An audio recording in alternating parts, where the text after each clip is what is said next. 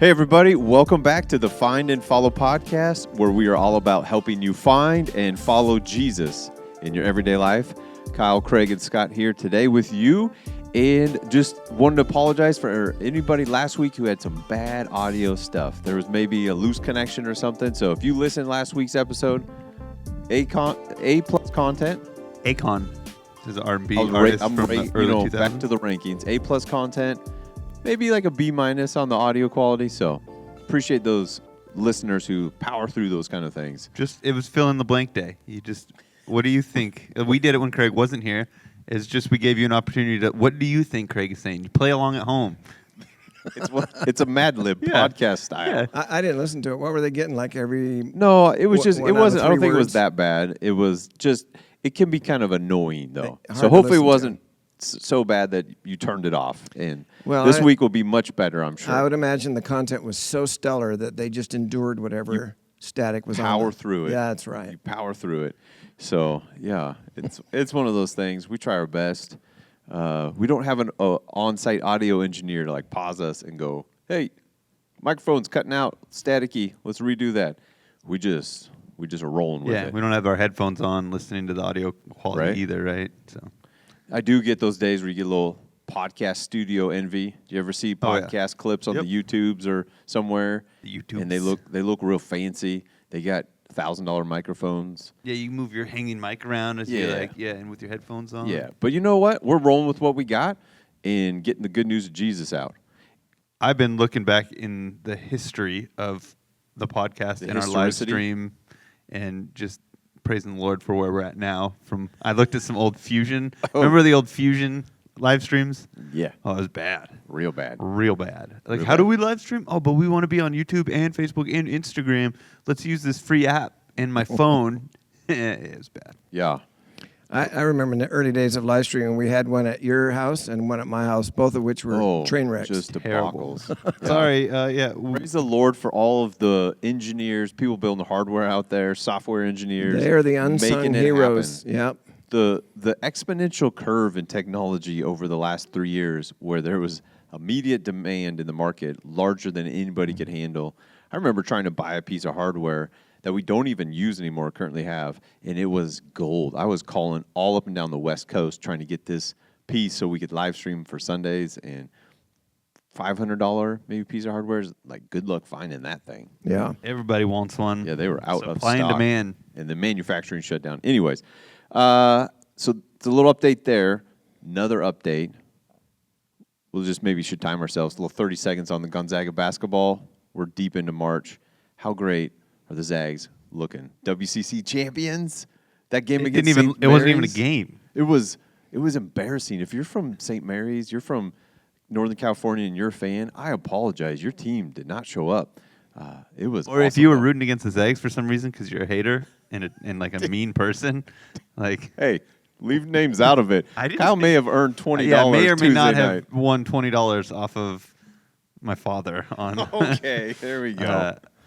So I was wrote- going to protect I people. saw him this morning and he didn't give it to me. I You need to make didn't sure get paid? I collect on that Oh, when man. I go pick up Harper this afternoon. When does interest happen on yeah? that?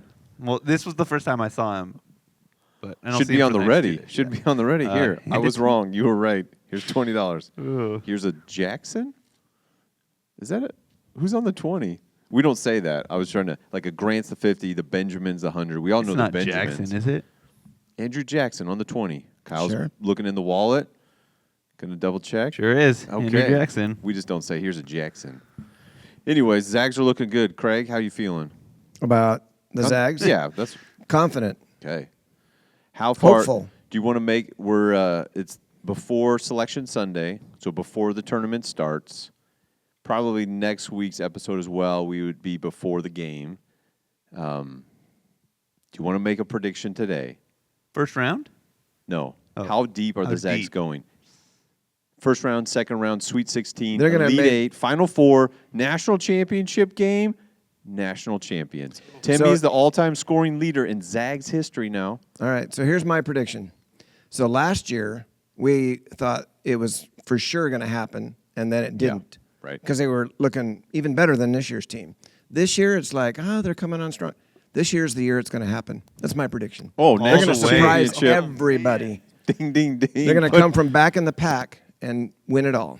Well, they're going to be at the front of the pack. They're going to Well, be no, like but a 2 they- or a 3 seed. Yeah, earlier in the season, they were like, they're- Well, they started out as the number 1 seed of the year. no, I know, but then they faltered quite a bit. It was That's what I'm talking sketchy about. middle. Yeah, sketchy middle looked like it's going. National champs. You heard it here first, Okay, folks. check the box. Craig's got a national championship.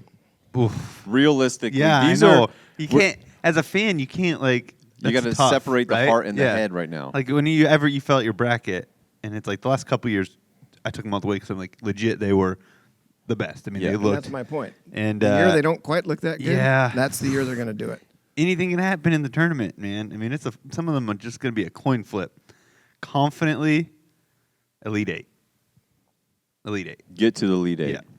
Yeah. Final Four. That's tough. It's tough regardless. Yeah. All you got to do is have a bad 4-minute stretch in a basketball game Yep. and you lose it, which is what happens all the time. If you watch an Well, that's NBA, what happened to them last year. yeah, if you watch an NBA game, teams will be down by 15, start the quarter, and then they'll be up by 5 in a few minutes. I Like, would what be. just happened? I'd be more confident after I look at the bracket, right? Okay, what are those Correct. matchup looks like? Who's the one or Yeah. the two? we Depending. could do that next week too. This is the early call. Okay, where are you at? I'm with you. Like if you put the over under the getting to the lead 8, I would go, man, after this week and the little bit of the fire in the belly, the increase in play defensively, these are all my statistical nerdy. Defense is up. They're working the floaters. Other guys are playing key roles now offensively. It's not just Drew Timme. I'm gonna go in between. I'm gonna go Final Four. I'm gonna go. They make a run, Final Four. But wouldn't be surprised if they win it all. I'm with you, Craig. My heart is there. Okay. 1,000%. Yep. Let's do it. Let's do it. Anyways, this is the Find and Follow Jesus podcast. Yeah, nice This timing is on the us Find there. and Follow the Zags podcast. I'm gonna give us 30 seconds. 20 minutes later. Somebody rewind that right there. Yeah. Send me a text. How many minutes was that? No, they already just fast forwarded. Like, oh, they're talking about Zags. Still. Click that 10-second button. 30 Are they second done- forward, 30 Are they second done talking forward. about the Zags yet? Okay. I do that in podcasts where I'm like, okay, I can I've heard this before. I know where this is going. And if I hit like a joke, like people are laughing, wait, what are you guys Yeah. laughing about? And I have to go back. I do too. I hate and the I go back to podcast- the original spot. I'm like, well, I'm going to listen again. Am I the only guy that listens at 1.5 speed? Yeah, I am not. I can't. don't. I do 1.5, one and a quarter speed. Most podcasts, it depends on what it is, but most stuff you can listen and still get it all. I listen to MC's messages at 1 1/4 or 1.5. Even me, I'm fast. Can you Dude, listen you, to me? Even- at even you are you. fast, and you can going fast. Yeah, That's like 3x. Yeah, you were real fast Sunday on I a know. couple That's things. what I'm saying. Like, I had a lot of words. As a speaker, we all listen back. This is great for everybody listening in. Whatever you're doing in life, you got to get some perspective. You got to get someone on the other side of you giving you some feedback. If you want to get better in life, as a parent, in your business, as a career, just how you communicate, whatever it is, we have very limited perspective on ourselves. And it's good for us to do self-evaluation, but in the world of pop psychology in America, it's a lot of self-assessment, and you just look at you and you figure out for you. That you're gonna fail. You're gonna get 50%. Because I need to be able to listen back on a podcast, watch back. I need to ask Kyle, how did that hit? Hey, I'm thinking about, speaking on this point. Give me some feedback. What did I say versus what did people hear? My wife, when I get a little intense, she gives me the bro, calm down. You're being real amped up, and so you sound aggressive right now. So I need that kind of input and feedback. You'll get 50% wrong if you just try to do it on your own. Or just even your intentions or your thoughts, you'll lie to yourself, right? Like the video, to your example, like if you're not watching back even on yourself, right? If you just like, oh, that went really well, and then you look back, you go, that did not go as well as I thought it did. Like even speed you're talking about, there's sometimes I'm like, I was way too fast, and I watch it back and I was like, I was 20 times faster than I thought I was, and I already thought I was fast. Or, oh, that went better. Like I thought I sped through that. I thought I mumbled. I didn't as much. I'm beating myself up in my head. Yeah. Not only is it 50%, it's most of the time it's not even close to accurate, right? It's Correct. just you over or underestimate the the impact or the positive or the negative. Yeah. And on the positive side too, we hey, that was impactful, that was helpful. It wasn't as good, and you're overthinking in your head, and you're not receiving from others how helpful it was or good or whatever. And so you got to have people around you. You got to be open and receive.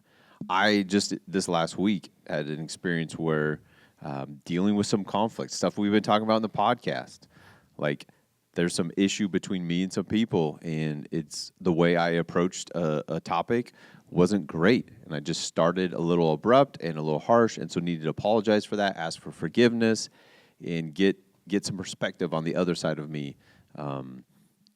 You know what I mean? So it's like, yeah, I'm following Jesus here, just like everybody else. And if I was just to rely on Scott's not got a good enough angle on his life, and I need help from others. God as well, obviously.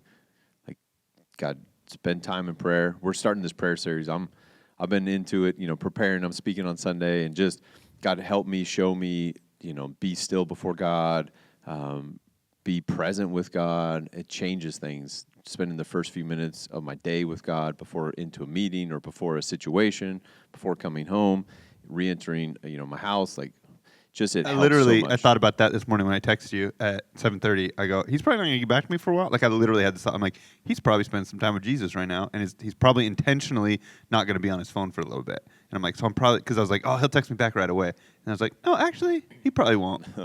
You were 2 hours too late. That was then that was I had that thought. 5:30. He's probably up a lot earlier than me. Yeah, no, that was 5:30, and then 7:30 I was actually meeting with somebody. So you noticed I didn't respond to the text thread because I didn't see it till I actually got here at the building. And why is that? Because I was out plowing a ridiculous amount of snow.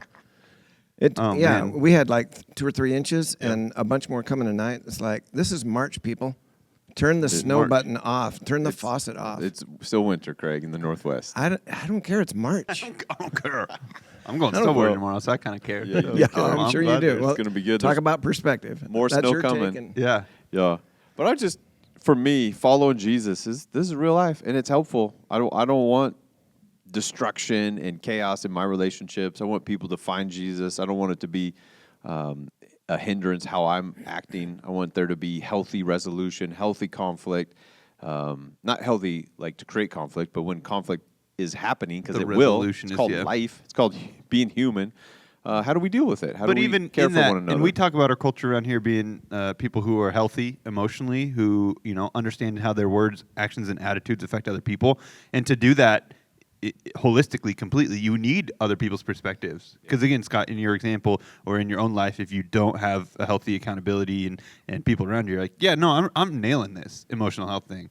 I'm never out of pocket. I'm never doing anything. I'm not wrong. I handled that super well. I wasn't abrasive, right? And someone else comes and goes, hey, no, that wasn't super emotionally healthy. It's like even part of that with each other is our emotional health going, hey, can I help you a little bit with that emotional health? You've had this to me a couple times, like, hey, do you realize how checked out you were in that meeting and how what you were doing like was speaking loudly to the team? And I was like, no, I'm out. And you're like, yeah, so emotional health together going, hey, it's not just about me. Like, I am good. I got myself, helping each other going, hey, we hold up an emotional health bar. So to your conflict on the other side of that, we put trust in the gap. We talk to and not about, and have those conflicts healthily resolved because a while back, one of the message series that we did here at the church involved us putting a challenge out to people, and you have alluded to it a couple of times already. We challenge people to ask somebody, what's it like to be on the other side of me? And then encourage an honest answer, and don't get defensive, but actually listen to what they say. And that's a courageous step. Don't ask a question you don't want to know the answer to, right?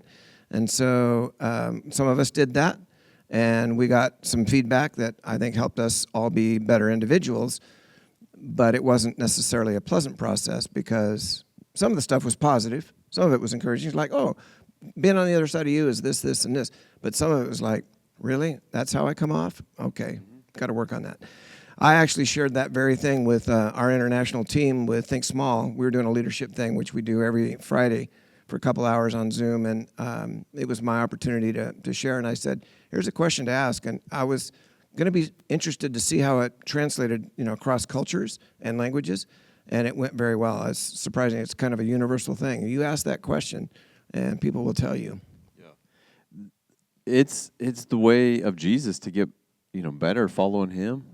We need each other to grow, and that was part of my response to those. I was like, thank you for helping me grow, and they reciprocated because they said, I'm working on my stuff and how I responded, and just they're growing too. But in that, it's us helping one another.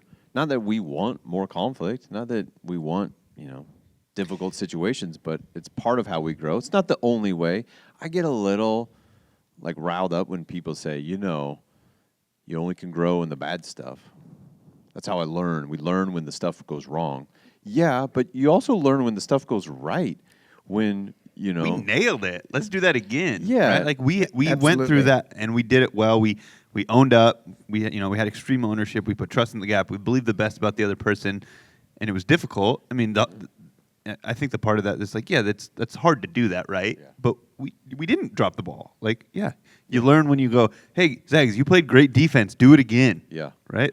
Not hey, you played bad defense. Learn how to do it better. Right. So what we're talking about right now, interestingly enough, is the kind of stuff that would help people avoid a thing called divorce. If they would get better at it while they're still married, they might not end up divorced, which is one of the things we're going to talk about today as we look at Matthew Captain Segue. 19. Well, this Way is to all, go. again, this is all part of that same thing we've been talking about, these relational dynamics that Jesus has been doing relationally. He's still challenging the status quo of a culture that believes in authority based on gender and wealth and status, and he's challenging that to be completely different. He says, no, you use your resources to help the poor so that you better other people's lives. You invert that. You love women and children, right? That was unheard of for men to be like, no, you use your life to love people well. That includes women and children. It's like, what? He's challenging that. And so as he continues, he's going to use the marriage relationship as an example to just continue to over communicate the emphasis of what the kingdom does and flip it upside down. It's all of these things that we all struggle with. Who's the greatest? How do we deal with conflict? How do we forgive one another? Where are the loopholes? What's the minimum? How do we deal with intimate relationships, people that are extremely close to us? And how do we follow Jesus and honor God through all of that? And really stretches us to think outside of ourselves. And just to backtrack a hair, the learn from the good stuff, we undervalue that. I think for me, I'm afraid of puffing myself up or making it too much of a big deal. And we can only learn when stuff goes wrong. Hopefully you learn to drive well because you learn on all the good stuff. You don't need 7,000 car accidents to realize you need to correct when you hear the da-da-da-da-da-da. Those are the rumble strips. Warning sign, get back in the road. Here's one thing, as I have a mirror on myself and a recording, is I say way too much. I don't like it when other people say it, and I think I don't say it that often, and then I hear myself in conversations and with, not a recording, and then I hear myself back on video or a podcast, bro, you need to pay somebody $1 every time you say that for the remainder of the podcast. Yeah? Yeah, you would Deal? take that. Shake There's my hand. seven people listening right now that go, yeah, I'll take that. I hope I don't ruin the rest of the podcast because you'll be like, Yeah, no, now you're going to be like, when Scott says that word. And then now I'm going to think about how often I'm saying it. It's just a filler word, and anyways. We'll So move along Matthew here. 19 talks about divorce and marriage. But jump again, into the relationship, and I love the way the flow here because I read this quote and I love it because he's talking again about the depth of relationship, the need for forgiveness, how we love people, how we care for people. And I read this week because I think that this is just so powerful to understand why the context of marriage here. This author said, the more intimate the relationship, the deeper the wounds of interpersonal friction sear. And so that's why he then goes on to say, marriage without forgiveness and reconciliation would be difficult, to say the least. Yes. Right? To understand. So Jesus is ramping up the most intimate relationship that we know on earth. God uses it to describe how he loves us, is the marriage relationship between a man and a woman.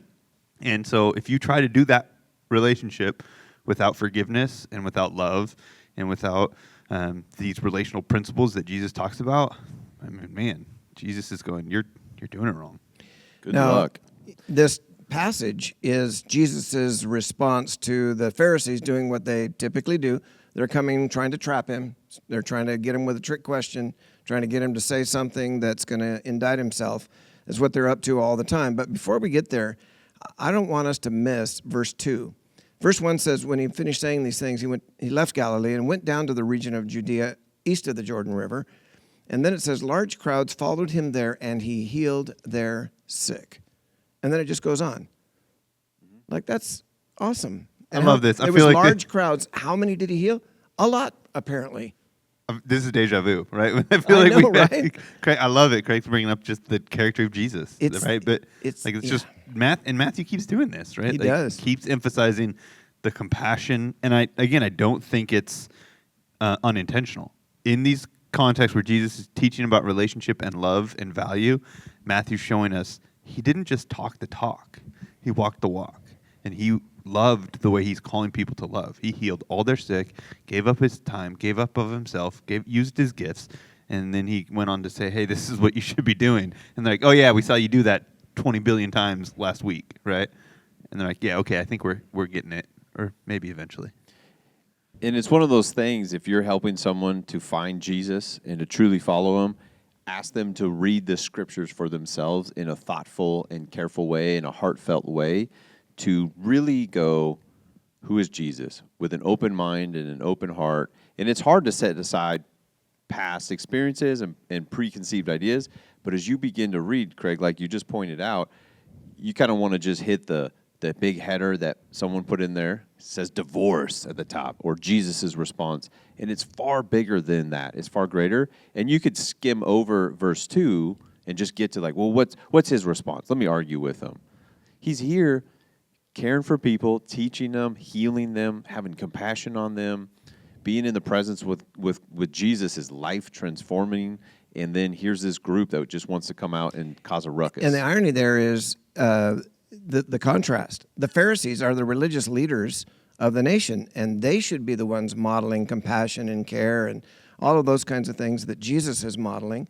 But instead, they're out to get Jesus. And it's the very opposite of what their role should be, what their leadership should be about, but it is what it is. Yeah. Was what it was. So they ask him in verse 3, is it lawful for a man to divorce his wife for any and every reason? That's such a loaded question. It's a public forum. It's putting them on the spot.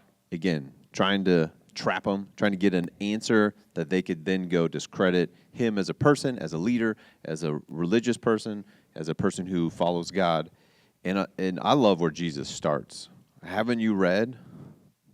The scriptures. And he's talking to the guys who know the scriptures. And you look at the response of Jesus where he would be talking to someone who is a Gentile, a Roman centurion who has faith. He doesn't start with them all the time. Haven't you read the scriptures? Because they hadn't necessarily. And They starts with like, you guys should know this. Your hearts should be towards God, and you're not. Yeah, but to the other side of that coin is that they're using this moment as a platform to debate because they have an opinion, and historically there was debate on this topic. They're debating Deuteronomy 24 and the law of Moses, what it says about divorce. And there's different religious groups, the Pharisees and some other religious leaders, who have different interpretations of what that means. What does it mean for the reasons a man can divorce his wife? From she's unfaithful or she made you mad, right? And so there's all these different kind of levels of what's appropriate, right? Like you could do it for anything. If you're not pleased, divorce her, right? Is some of the people that's how they interpret the scriptures. And other people are going, no, there's only a few things and stuff. So Jesus flips it on his head. But what he's doing in that is he circumvents kind of the question to really pivot it back to he wants us to work towards God's ideal. He wants us to work for the purposes that the world was intended for before sin broke us. Yeah, I love it. Jesus, they're getting at like, haven't you read the law, Jesus? Don't you know the rules? Like, here's the rules. And then he goes, well, haven't you read? And he backs it all the way back up. And he starts and ends this whole dialogue, argument, whatever, discussion with the design and purpose of God, Yep. not the letter of the law. And he starts back, in the beginning, the Creator made them male and female. And he said, for this reason, a man will leave his father and mother and be united to his wife, and the two will become one flesh. So they are no longer two but one. Therefore, what God has joined together, let man not separate. And that's a familiar, because it's included in a lot of marriage ceremonies, wedding ceremonies, and some vows situation or a presentation of here's a couple. But he backs them all the way up. They're looking for what's the bare minimum of divorce for any and every reason? What's the bare minimum of forgiveness? 7 times? Like what's the least amount so I can feel like I'm doing okay with God and I don't feel too guilty? And Jesus backs them all the way up. Like let's start with the heart of God. So to your point, Scott, there's a principle here that I think is very important for us to understand. If we jump in the middle of Scripture on any issue or any topic and engage in any sort of debate or investigation of what the Scripture actually says, if we don't start back far enough and go forward far enough, we don't have proper context. Jesus takes them all the way back to the beginning, and if we don't go all the way back to the beginning, what did God have in mind? Adam and Eve in the garden and fellowship, unbroken, wonderful fellowship with them on an eternal basis. Hey, don't eat of that tree because you'll ruin everything. We ruined everything. Now you fast forward all the way to the very end, and Jesus restores all of that and then some, everything that the garden was about and more, and redeems it and puts it, the human experience, back where he intended it to be in the beginning. Now, against that backdrop, then you investigate everything in between. And this is another example of that very thing. They're asking a question in the context of Moses' statement about divorce and the current controversy. But you can't navigate that accurately unless you go far enough back and far enough forward. Yeah, and again, in doing that, what he does is he helps reframe the question to the actual question that should be asked, because he says the ultimate issue should not be on your right to divorce or whether you're right or wrong in this. It should be on God's original design and desire for husbands and wife to be one flesh, all the way back to the beginning, the garden. And drawing on the principle that is established in Genesis at the beginning, Jesus' application, his point goes far beyond just divorce. What he's saying is then he's talking about the broader picture of disharmony and fractured relationships in general. Like, you are together, you need to be together on this. There needs to be forgiveness and unity and reconciliation, specifically in this relationship, because it is a unique one designed by God. And so you like you said, Scott, you're drawing the line here at like what's okay, what's divorce, how close can I get, what's okay, what's not. He goes, back up. Like, back up. You should be asking, what am I doing to seek reconciliation in this relationship? How am I owning up to the things that I've done? How am I asking for forgiveness, offering forgiveness, just like these other relationships? How am I doing this in a healthy way? And you should be focusing on how much more one can we be? How close can we be? Not when is it okay to cut it off, or when is it okay to push away? Before we go farther, this is obviously a topic and a subject that is real personal and sensitive. People have had a lot of experiences. We all have. Whether you've never experienced divorce personally in your marriage, it's still, there's conflict, there's strife, there's ups and downs of marriages. But lots of people have gone through divorce, and there's pain and there's suffering. There is a truth that happens where two become one, but then as people divorce, there's this try to separate ourselves, because this union of two become one is on so many levels. It's physical, it's emotional, it's spiritual, it's relational, it's financial. There's so many areas where there's needs to be unity and experience different levels of that unity, but that's the design of God, and that's the truth of what happens. When we try to pretend like it's not happening, it still happens. You can say there's no gravity and jump off the cliff. Hope there's some water below, like that's what's happening. And so I'm aware of that, and as people are listening in, Craig, you experienced divorce. Absolutely. 55 years ago. Yeah. And it's still part of your story, and it's still part of my story. Still is there. It's part of my story. It's your parents. Yep. Yeah, the scars are still there. It's not a wound anymore, but there's a scar, for sure.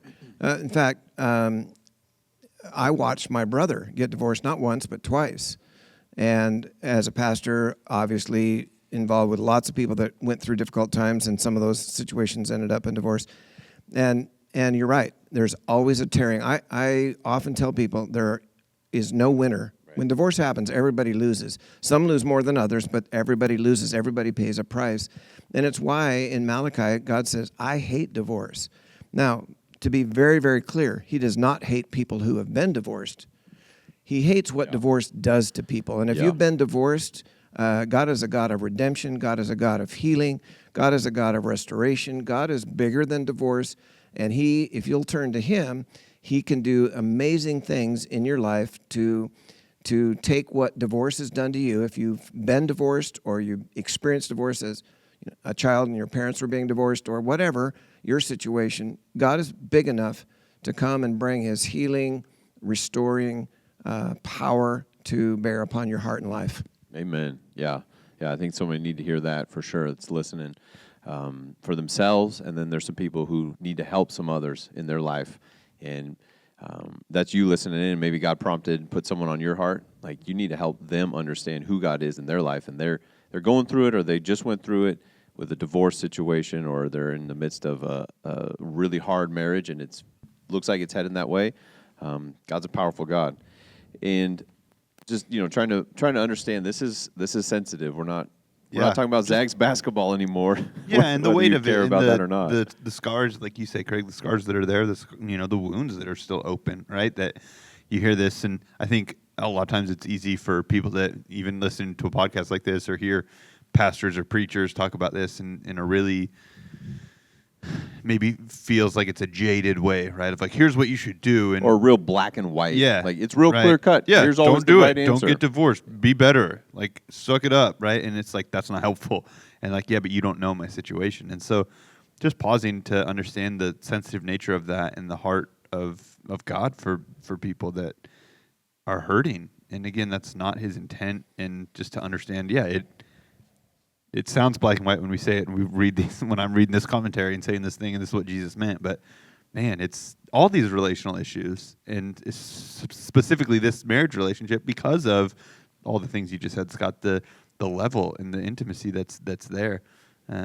So it shouldn't be taken lightly. It should be dealt with. I agree entirely. It is marriage is a very complex relationship, full of complex dynamics, and making a marriage work and going through a potential divorce or an actual divorce is just full of all kinds of complexities at every level. Agreed. However, as we've already said, there are some things that are black and white. One is the heart of God. It is what it is. His heart is, as right Jesus is explaining it right here. Two become one. God's design. Be together. Be intimate with God and with each other. Like harmony, unity, togetherness. And part of, as we're talking, I think the spiritual aspect of this is because the marriage relationship is so beautiful and is so powerful and is so the design of God, and we are better together. And this is the way God intended it. And I want people out there to hear that doesn't mean that you have to be married to be the best, right? Because one is a whole number. And if that's what God's called you to, that's amazing and beautiful. But the marriage relationship in life is it's such a beautiful representation of how God loves us and a powerful thing together. And the enemy wants that to not be the case, right? And so there's this huge spiritual aspect of spiritual warfare that happens within marriages that the enemy's trying to drive us apart, lie to us, get us to react certain ways to these conflicts. And Jesus, again, his point here is go back to the beginning and work hard to be one. Mm-hmm. Because there's so much spiritual pressure, outside pressure, cultural pressure to, we're good. We don't need to be one anymore. I'd rather be my own one again. We have fallen out of love. Yep. We just kind of drifted apart. Amy and I got asked a couple weeks ago to help a gal. She's in, undergrad or graduate work for getting a psychology degree. In one of her courses, she's doing a presentation on marriages. And you could go grab something from the internet, a TED Talk type thing or whatever, teaching. Or she decided to interview a couple of couples because they're real people with a real story. And what does it take? And so she asked us to put together just 5-minute quick little, who are we and what does it take to be married? And we're coming up on 20 years, and so we just shared, obviously centered around Jesus. For us, it's like this is obviously skills we work at, communication, just thinking about others, but it's all stuff that we've learned from following the way of Jesus, and it's something we continually work at. We have fun together. We enjoy to be together. We do activities, but we learn to grow these muscles of forgiveness and of showing back up and saying the way of Jesus is unity and togetherness. So we're going to both pursue him, and together we're going to pursue him, and divorce is off the table. Yep. It's not an option that we're trying to keep it around and go, oh, should we bring it up? Should we go with the divorce plan? Is this the time I can threaten with divorce? And is this, that's just not helpful. Yeah. It's like with forgiveness, let's start with the heart of God.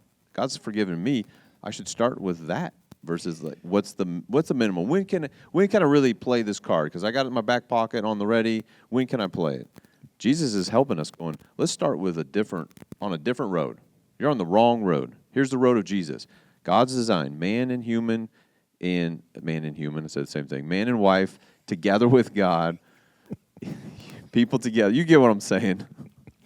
See, I'm listening to myself. Persons and people and I don't even know what the light counter is since I said it, but I'm trying to listen to myself as well as not get caught up in my own thoughts, get all wrapped around. But you get what I'm saying. He's like, you're on a different road. Yeah, I just want to know the answer. I'm trying to trap you. We don't really care about divorce and remarriage because we're just going to do whatever we want. We just want to trap you, Jesus, and get you in a pinch so we can discredit you. They don't even want to know the answer to this. And God is in front of all the people going, well, for these people's benefit, I'm going to say, here's the road we all need to be on. My design. It's a beautiful, wonderful thing, and it's awesome. It's what we all want down deep. You, in telling your story about you and Amy, alluded to something that's very important, I think, for us to highlight, and that is that it takes two. You and Amy both have worked at it, and if only one person is actually working at the relationship, it doesn't work long term. In fact, in verse 7, they posed the follow-up question. Mm-hmm. Well, why did Moses say in the law that a man could give his wife a written notice of divorce and send her away? And I think it's very insightful. Of course it is insightful. It's Jesus' response, but I think it's helpful for us to have insight into what how relationships work in general, but also specifically how marriage works. He says, Moses permitted divorce only as a concession to your hard hearts, but it was not what God originally intended. When somebody hardens their heart in any relationship, it makes it difficult at best and many times impossible for the other person, no matter how hard they work and no matter how open their heart is. If the other person's heart is hardened, there's no progress really that can be made past what that individual's own efforts produce. They're better, they're working on their stuff, but if the other person isn't, then it's no surprise that many times it ends up in divorce. Mm-hmm. And it's one of those things where this format and this topic, we don't know who's listening, we don't know their story and what they're going through, because you probably have questions as you're listening, like, well, what about, because they go, well, Jesus even says, here's an exception for marital unfaithfulness, and what about that, and what about an abusive situation, what about, and there's all of these situations contextually, like, well, what do we do with that? How does that work, and how does this, and in an effort to be helpful, I would encourage anybody in a situation where it seems like the other person is not being responsive. Their heart is hard. Their heart is hard. I would encourage you for your heart to continue to be soft towards God and the way of Jesus, and be persistent in prayer and fighting for them to open up their heart to God. And as hard as it can be in those situations, to not just be reacting to their life and situation, your spouse, but to be responding appropriately to who God is and what He is doing in you and through you. And it's very hard, very difficult, very emotional, but God is greater than that situation, and you would continue to love and be patient and be persistent. At the same time, for a person who's just out of control as a spouse, having appropriate boundaries.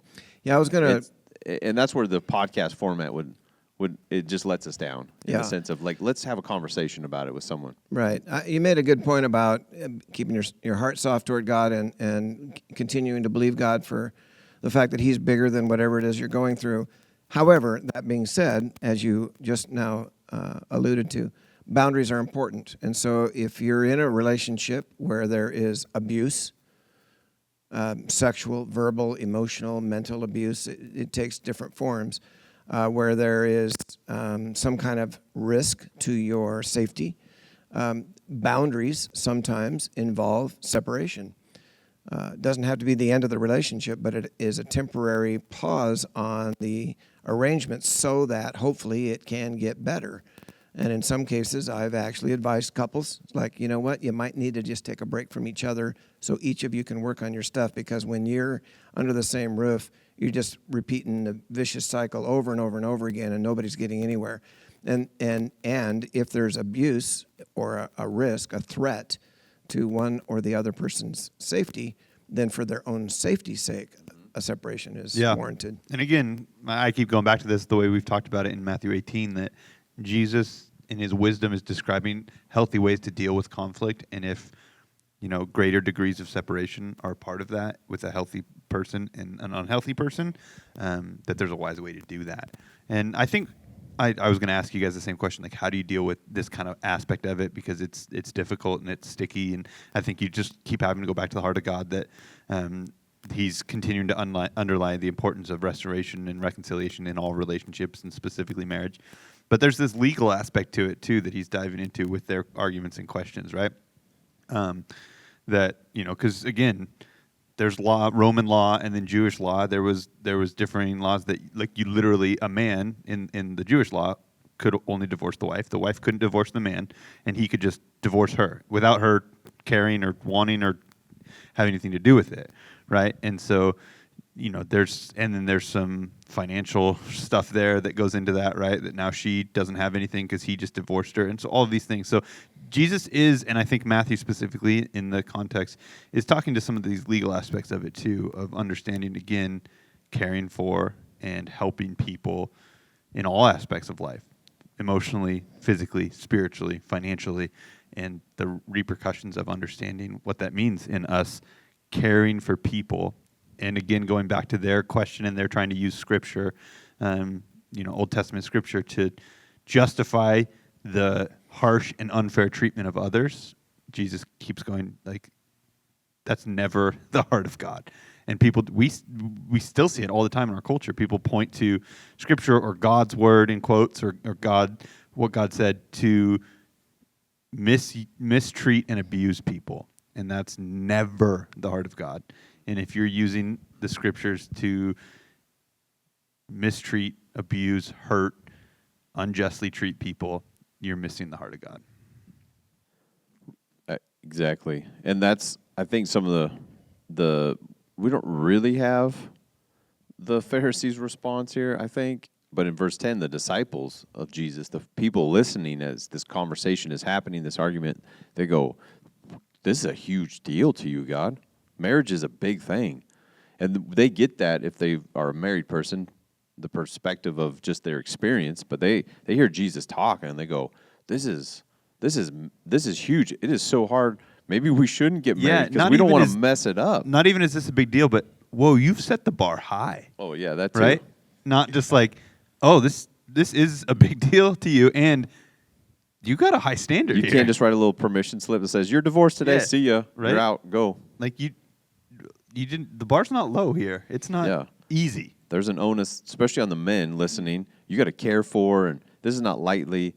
And that's one of the things Amy and I said in the video is before we got married, we understood marriage is a sacred covenant that God instituted, and that as best as we could as young people who didn't really know what life was about totally, is we want to honor God through this process and make sure it's Jesus leading us together. But then we spend intentional time talking about our relationship with God, how we handle money, how many kids we want, how we're going to deal with the crazy in-laws, because they're going to be around, not you, but like other people that wouldn't be necessarily represented. You know what I'm saying? Would you like a shovel? I can help you out there digging that hole.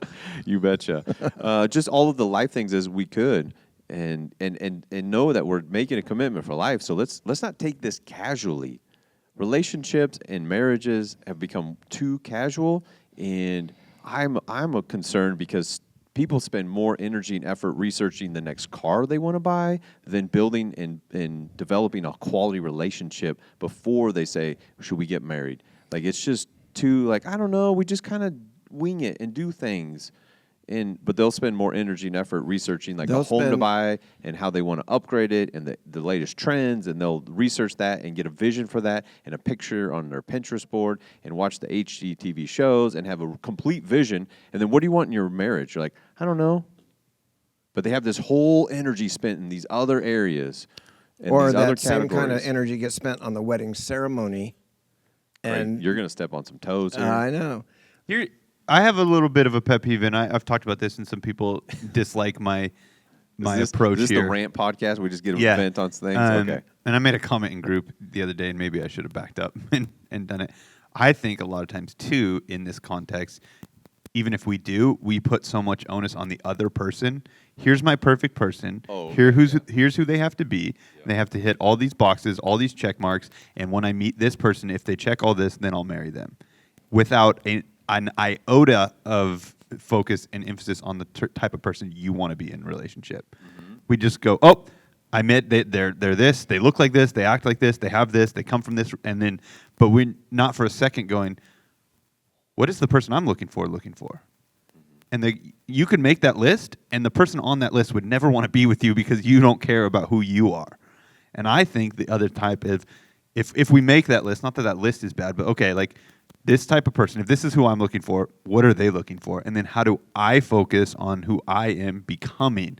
Because you can't control the person on the other side of that list. And that's what a lot of people try to do. Find the perfect person. I hear you. And I not agree. focus on themselves. Yeah, far too often the basis for a marriage is they do check all the boxes. They're attractive. They make me feel this way. They're this, they're that, the other thing. The boxes are checked. So because the boxes are checked, all of that is true about that person makes me happy. But boy, oh boy, if they stop making me happy, if those boxes get unchecked at some point in the future, I'm out. And it's so transactional, and it's so based on the other person's responsibility to make me happy instead of what you're talking about, Kyle. And that's all good to do before you got married. And then those of us listening that are married, and myself included, going, and that's every day. That's every day. Like, I got to fight for my marriage. I got to contend for it. I got to recognize the spiritual battle that is happening and bring it before Jesus and talk to Amy about it. Like, the enemy wants to create separation and division. What we're doing right now is not of God. Let's get unity. I'm wrong. I'm sorry. Forgive me. I messed that up. I was not appropriate there. My heart's not in a good spot. Continually to build relationship skills and communication and humility and going, God's put us together, and the truth is we're one. And so let's be unified. And I choose oneness today. I told that to my wife the other day. I said, I choose you. I choose oneness because it's going to be real easy to drift into my own thoughts, my own hard heart, my own stubbornness, my own whatever it is. And like, I have to daily choose to be one with you and love you the way that you need to be loved. And yeah, you have to choose, and you got to fight for it. It's the way of Jesus. Deny yourself, pick up your cross, love your wife, follow Jesus. It's to think about God and others above myself. Yep. This is all really good and helpful. It certainly is. But I imagine some of our listeners are wondering about, all right, so a divorce has happened. It's a done deal. There's no reconciliation possible. Am I free to remarry, not free to remarry? What does he mean about committing adultery if you remarry? What are the rules? What are the guidelines? What are the principles? Not a legalist sort of approach or a loophole sort of approach. It's just, I want to know, my husband left me and he's married to somebody else and I want to remarry. Am I free to remarry or not?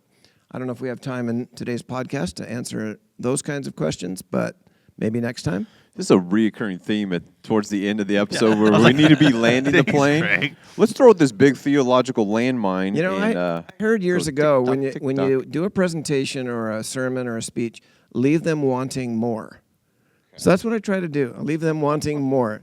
Give them a reason to tune back in next week's Or podcast. the other thing is like, well, real good. They left me like I'm not Left me hanging, Yeah. like not helpful. Hey, I'm just acknowledging that those Yes. questions do exist in people's It's minds, and we haven't 100%. addressed them It's today. it's absolutely a thing, and maybe we should pause and pick it up next time. The sneak peek part of that is we kind of have addressed it. Is again, I would back up a little bit from the rule and the what's okay and what's not okay to the heart behind it.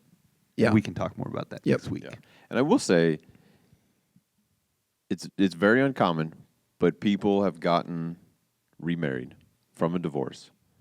I mean, James and Amy Haynes were on the podcast. Oh, I was like, as that's guests. not that uncommon, dude. People have third and fourth and fifth and sixth marriage. You're talking about people who were who married got to divorced, each other, got got back. divorced, and got remarried to the same Yeah. person. That's what you're saying. Okay. So that Yes. it's over, I know several, a handful, not very many, but Yeah. I personally know of a handful. and it James and takes, Amy are one takes of them. Jesus Yep. to think about forgiveness and reconciliation and in every case where it's restore happened- trust and build it back to, the whole. It's a process. It's a longer journey. It is, and it does take Jesus. But because they involve Jesus and they do get back together, in every case that I know about, the relationship was as good or better when they got reunited because Jesus was where he belonged at the center of their relationship. And I get you. There's people get divorced, and then one goes and gets married, and so yeah, in that sense, like it's not possible. They're married to someone else, and what do I do? How do I follow Jesus well?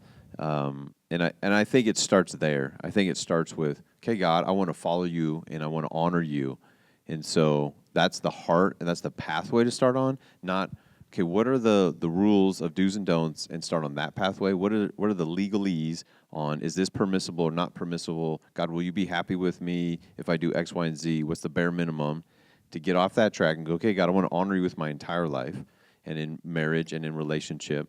And I didn't see this coming in my life, and I didn't have this as a plan. I had a whole different picture and a vision of life together and with kids and grandkids and growing old together and adventuring. And now here I am as a single person in my 40s or 50s or 60s, and I've been divorced. And it was maybe toxic and harmful, or they just left and they're remarried. What do I do then? How do I? And I think it starts with, and not I think, I know it starts with, okay, God, I want to honor you. I want to follow you. I'm not looking for a loophole. I'm not looking for how do I get an exception? How do I feel justified? Yep. How do I heal and restore from the trauma that I've gone through? I think I know that's the starting spot. It certainly is, Scott. And I often remind people about this also, and that is that God is far more concerned with where you're headed than he is with where you've come from. A lot of times people get focused on the past. Well, the divorce means this and that happened and this is how I feel. And I understand that there is all of that. But the question is, where am I headed? To your point, Scott, from this day forward, am I going to follow Jesus to the best of my ability with all of my heart? What does that look like? That's what God is concerned with, not the wreckage that may be in your past. Yeah. And Jesus is like, yeah, if you can be single, that's probably a good way to go too. Like some were born that way, some were made that way, eunuchs. Some would just renounce marriage. That's just choosing because of the kingdom of heaven. The Apostle Paul would be like, and amen. Yeah. Jesus and I, we said, you know what? The whole marriage thing, poof, that's a lot of work. That's going to like distract you. You might just be better off focus on God and doing some great work. That's in 1 Corinthians 7, by the Yeah, way, and for those of again, you wondering. That doesn't. I'm not making light of people's situation. No, but I think it's powerful. Again, the clarity that I think our culture, and I think specifically Western church culture, says to be a good Christian person, you must be married and have a whole bunch of kids. Yeah. And Jesus would say, no. To be a whole person means live into who I created you to be. Yeah. And if that's single, awesome. Follow God and love people really, really well there. Yep. And I think too often people think like, oh, you're not married? You don't have kids? What's wrong with you? You're lower class citizen. I'm doing what Jesus called me to do. Remember Lay what off people. Great point, Kyle. Remember what I said about going far enough back and far enough forward? So if you go far enough forward, you encounter this statement from Jesus that in heaven there's neither marriage nor giving in marriage. So it's bad news to some people if they take it wrong and don't understand what I'm saying, but in heaven, in eternity, you're not going to be married. No matter how much you love that special person in your life, that's not what eternity with Jesus is about. We're not male and female.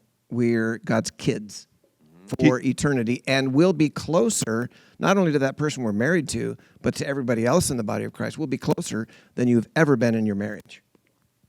Yeah, just keep Because when you- opening big old yeah, cans of deep theological resurrection. Yeah. Well, I say that for the sake of single people. It's like marriage isn't the end all. There's a level playing field that is the outcome of this, and it's fabulous and wonderful, and all of us are going to be thrilled with the Yep. arrangement. So And it's- follow Jesus in your marriage, in your relationships, regardless of what they are, and love people the way God's calling us to, which is a high bar, but He's given us His Holy Spirit to enable us to do it. So let's do it well this week. Yep. And if you find yourself again in a divorce situation, there is a beauty to singleness and a completeness and a wholeness in following God in that as well. And a so- big God who can bring healing and wholeness to your life. All right. Any other No, we're done. landmines you want to throw out here as the end? All right. I see the runway. Let's land the plane. We circled. They're like, it's full. Keep circling. Keep circling. It's finally opened up. We landed the plane. Have a great week. Be in the light and love of Jesus in your community. We'll chat with you on the next episode.